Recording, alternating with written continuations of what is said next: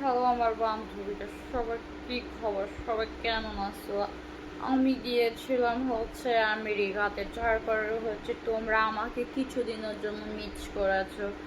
আমেরিকাতে যে আমি আমার লিপটা সার্জারি করে নিয়েছি।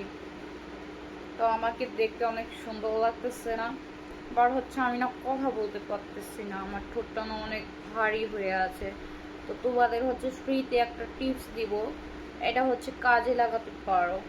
যেসব পাড়া প্রতিবেশীরা তোমাকে দেখে চলে, তারপর তোমাকে নিয়ে সমালোচনা করে, তোমরা এক কাজ করতে পারো, তাদেরকে আমেরিকাতে নিয়ে যে তাদের লিপটা সার্জারি করিয়ে দিবে।